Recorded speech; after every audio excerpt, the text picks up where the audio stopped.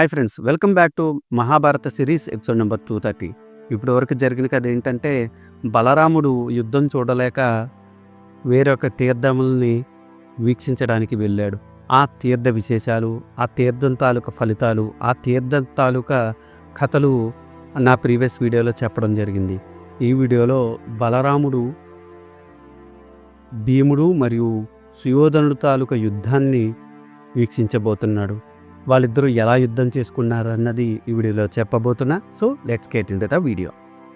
కానీ పొదల్లో దాగి ఉండి ఆ గదాయుద్ధంను కనులారా చూసిన సంజయుడు ధృతరాష్ట్రుడికి ఆ యుద్ధ విశేషాలను వివరిస్తున్నాడు.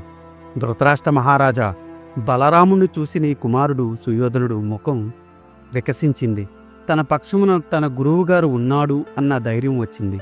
సుయోధనుడు ధర్మరాజును చూసి, ధర్మనందన, ఇక్కడకు దగ్గరలో ఉన్న సమంత పంచకము అత్యంత పుణ్యస్థలము. అక్కడ మరణించిన వారికి ఉత్తమ లోకములు కలుగుతాయి.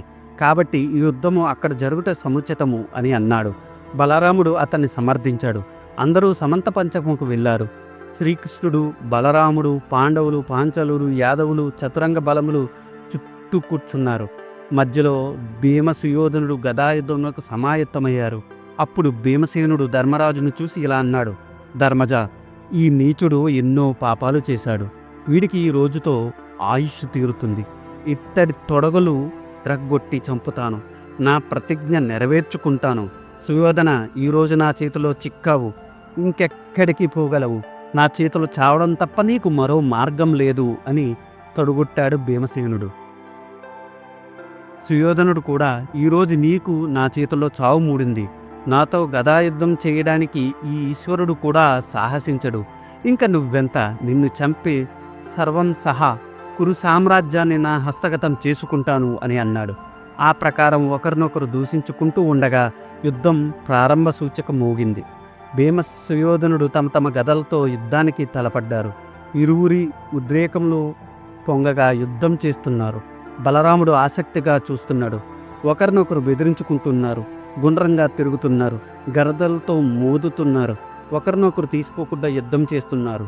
వారి పాదగట్టలతో భూమి కంపిస్తూ ఉంది. వారి గదాఘాతాలకు వారి కిరీటంలో కింద పడ్డాయి. ఆభరణాలు నేలకూరాయి. కవచాలు విరిగిపోయాయి. ఒకరి గదను మరొకరు గదకు చుట్టూ లాగుతున్నారు. అంతలోనే వెనక్కు తగ్గుతున్నారు. ఏనుగులు మాదిరి దీకుంటున్నారు. ఒకరు కొట్టే దెబ్బలు మరొకరు తప్పించుకుంటున్నారు. తిరిగి దెబ్బతీస్తున్నారు. గదాఘాతముల వలన వారి శరీరములు రక్తసిక్తమయ్యాయి. అయినా చలించడం లేదు. నిలబడే కాసేపు సొమ్మసిల్లినట్టు ఉండి తిరిగి యుద్ధం చేస్తున్నారు. వారిద్దరి మధ్య జయాపజయాలు నిర్ణయించడం చాలా కష్టమైపోయింది. అప్పుడు అర్జునుడు శ్రీకృష్ణుడితో ఇలా అన్నాడు, కృష్ణ, చూచావు కదా, భీమసుయోధనులు ఒకరినొకరు తీసుకోకుండా యుద్ధం చేస్తున్నారు. వీరిలో గెలుపు ఎవరిదంటావు అని అడిగాడు. అప్పుడు కృష్ణుడు అర్జునుడితో ఇలా అన్నాడు, అర్జున, ఇద్దరూ ఒకే గురువు వద్ద విద్య నేర్చుకున్నారు. భీమునికి శారీరక బలము ఎక్కువ, బుద్ధి బలము, నేర్పు శూన్యము. సుయోధనుడికి శారీరక బలము, బుద్ధి బలము, నేర్పు ఉన్నాయి. అందువలన భీముని కంటే సుయోధనుడికే గెలుపు అవకాశాలు ఎక్కువ. కాబట్టి ధర్మయుద్ధంలో భీమసేనుడు గెలవడం అసాధ్యం. ఎదుటివాడు నేర్పుతో, మాయోపాయాలతో యుద్ధం చేస్తుంటే మనం ధర్మయుద్ధం చేయడం సరికాదు. మనము కూడా అలాంటి నేర్పు, మాయోపాయాలు పన్నవలను. నాడు కౌరవ సభలో భీముడు సుయోధనుడి త్వరలు విరగ్గొడతానని ప్రతిజ్ఞ పూనాడు. కానీ గదాయుద్ధంకు నాభికి కింద ఉండే తొడల మీద కొట్టుట ధర్మ విరుద్ధము. కానీ భీమసేనుడు తన ప్రతిజ్ఞ నెరవేర్చుకొనుటకు నాభి కింద కొట్టడం మనము సమర్థించుకోవచ్చును. కాబట్టి కేవలం ధర్మయుద్ధం చేసినందువలన జయం సిద్ధించదు. కాబట్టి ధర్మ విరుద్ధమైన సుయోధనుడి తొడలు విరగ్గొట్టుట ప్రస్తుత కర్తవ్యము. అదియూ కాక మన ధర్మజుని వలన మనకు లేనిపోని చిక్కులు వచ్చి పడింది. మీరంతా కష్టపడి యుద్ధమే చేసి భీష్మ, ద్రోణ, కర్ణ, శల్యుల్ని చంపి విజయం సాధించారు. కానీ నేడు ధర్మజుడు మాలో ఎవరినో ఒకరి జయించు, కురు సామ్రాజ్యాన్ని సమస్త సంపదలను కైవసం చేసుకో అని సుయోధనుడితో అన్నాడు. కాబట్టి ఇప్పుడు భీమసేనుడు గెలవడం ముఖ్యం. అయినా అర్జున, మన ధర్మజుడు ఇంత బుద్ధిహీనుడు అవుతాడని నేను అనుకోలేదు. సమస్త సైన్యము, బంధుమిత్రులు సమరములో పోగొట్టుకుని అడుగులో దాగి ఉన్న శత్రువుని చుట్టుముట్టి చంపకుండా మాలో ఎవరితో ఒకరితో ద్వంద్వ యుద్ధం చెయ్యమని పిలవడం, గెలిస్తే కురు సామ్రాజ్యాన్ని ఇస్తాననడం తెలివి తక్కువతనం కాక మరేమిటి? అసలు భీమసేనును గెలవడమే సుయోధనుడి చిరకాల వాంఛ. మరి ఆ అవకాశాన్ని సుయోధనుడు జారవిడుస్తాడా? కాబట్టి ఇంకా ఆలస్యం చేయకుండా సుయోధని అధర్మ యుద్ధంలో చంపటమే ఉత్తమం. లేకపోతే సుయోధనుడు మీ అందరికీ చక్రవర్తి అవుతాడు. మీరు అతన్ని దాసులు అవుతారు. తర్వాత మీ ఇష్టం అని తెగేసి చెప్పాడు కృష్ణుడు. అయింది. భీమసేనుడి వంక చూస్తున్నాడు. భీమసేనుడు తన వంక చూడగానే తొడ మీద చరిచి అక్కడ కొట్టమని సైగ చేశాడు. కృష్ణుడు కూడా ఆమోద సూచకంగా నవ్వాడు. ఆ సైగను భీమసేనుడు గ్రహించాడు. అధర్మ యుద్ధమునకు కృష్ణుడే అనుజ్ఞ ఇచ్చినా ఇంకా ఆలస్యం ఎందుకు అనుకున్నాడు. సుయోధనుడు తొడ విరగొట్టడానికి సమయం కోసం ఎదురు చూస్తున్నాడు. ముందు భీముడు గదతో సుయోధనుడు ఒక దెబ్బ కొట్టాడు. సుయోధనుడు ఆ దెబ్బ తప్పించుకొని భీముడు తన గదతో మోదాడు. భీముడు ఆ దెబ్బకు సొమ్మసిల్లాడు. సుయోధనుడు విజయగర్వంతో తొడలు మరిచి పైకి ఎగిరాడు. గాలిలో గిరగిరా తిరుగుతూ ఉన్నాడు. తన గదలో భీమసేనుని తల మీద బలంగా మోది చంపవలనని గద పైకి లేపాడు. అదే సమయమని భీముడు తన గదను అనువుగా ఉన్న సుయోధనుడు తొడల మీద బలంగా మోదాడు. సుయోధనుడి తొడలు విరిగాయి. మొదలు నరికిన చెట్టు మాదిరి నేల కూలాడు. నేల మీద పడి ఉన్న సుయోధనుని చూశాడు భీమసేనుడు. ఒరే సుయోధన, నాడు నిండు కొలవులో ఏకవస్త్రగా ఉన్న పాంచాలిని ఈడ్చి తెమ్మని ఆజ్ఞాపించిన దానికి ఫలం అనుభవించు అంటూ సుయోధనుడి తలను తన ఎడమకాలితో బలంగా ఈడ్చి తన్నాడు. ఒరే సుయోధన, ఇది కదా యుద్ధము, అక్షయ క్రీడ కాదు మోసంతో గెలవడానికి. ఒరే, మమ్మల్ని బానిసల్ని పశువులని అవమానించిన దానికి ఫలితం అనుభవించావురా పశువా అని గట్టిగా అరిచాడు.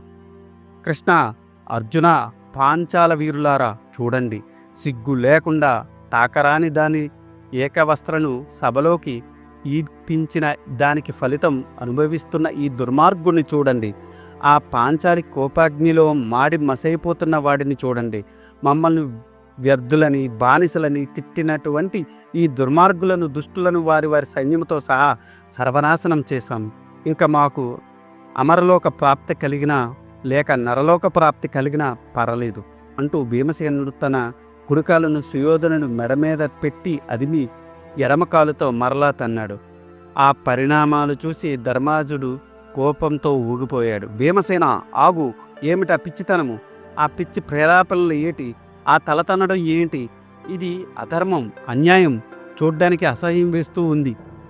తన బంధుమిత్రుల సమస్త సైన్యము కోల్పోయిన సుయోధనుడు నా మాట మన్నించి నాతో గదాయుద్ధంలో పోలగొమ్మన్నాను. విరోచితంగా నెలగొరిగాడు. కానీ నీవు ఏం చేశావు? అతని తల తన్నావు. ఇది లోకం మెచ్చుతుందా? ఇప్పటిదాకా భీమసేనుడు ధర్మ తప్పాడని కీర్తి పొందావు. కానీ నేడు ధర్మం తప్పి ప్రవర్తించావు. గర్వంతో విర్రవీగుతున్నావు. దీనివలన నీకు కలుగు ప్రయోజనం ఏమిటి? అపకీర్తి తప్ప అని భీమసేనుని మందలించి సుయోధన వద్దకు పోయి, సుయోధన, విధి ప్రతికూలించి మన మధ్య వైరం ఏర్పడింది. ఒకరి మీద ఒకరు వైరం పెంచుకున్నాము. ద్వేషించకము. స్వరవం పోగొట్టుకుని ఈ స్థితికి చేరాము. బాల్యము నుండి నీకు అలవడిన లోభము, మదము, అధర్మ పర్వత్వము నీకు ఈ గతి పట్టించాయి. నీ వలన బంధువులందరూ యుద్ధంలో మరణించారు. కులనాశనం అయ్యింది. ఆ పెద్దనాన్న ధృతరాష్ట్రుడు కోడళ్ళందరూ వైరవ్యము ప్రాప్తించింది. కానీ దీనికంతకు కారణము నన్ను నిందిస్తారు అని సుయోధనుని ఓదార్చాడు అని సంజయుడు ధృతరాష్ట్రుడితో చెప్పాడు. ఇది ఈనాటి వీడియో. ఆ తర్వాత ఏం జరిగిందో తెలుసుకోవాలనుకుంటే మీరు నా నెక్స్ట్ వీడియో కోసం వెయిట్ చేయాల్సిందే.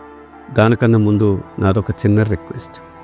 నేను చేసే ఈ మహాభారత సిరీస్ వ్యాస భారతం నుండి కవిత్రయం అంటే నన్నయ్య గారు, తిక్కన గారు, ఎర్రాప్రగడ గారు తెలుగులోకి అనువదించారు.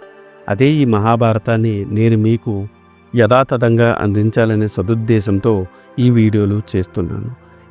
జనరేటెడ్ ఇమేజెస్తో వీడియోస్ చేయడం కొంచెం కష్టతరమైన విషయం అయినప్పటికీ మన సనాతన ధర్మంలో ఉన్న మంచిని చెప్పాలనే ఉద్దేశంతో పూర్తి కథని ఈ వీడియోల రూపంలో అందించడం జరుగుతుంది. అందుకని మీలాంటి వారి సపోర్ట్ నాకెంతో ముఖ్యం. మీరు నన్ను సపోర్ట్ చేయాలనుకుంటే జస్ట్ మీ అభిప్రాయాన్ని కమెంట్ల రూపంలో తెలియచేస్తూ, లైక్ చేస్తూ, 10 మందికి షేర్ చేస్తూ మన ధర్మాన్ని 10 మందికి అందేలా చేయాలని కోరుకుంటున్నాను. ఈ వీడియో కనుక మీకు నచ్చితే do like, share and subscribe. Thanks for watching. జై సనాతన ధర్మం.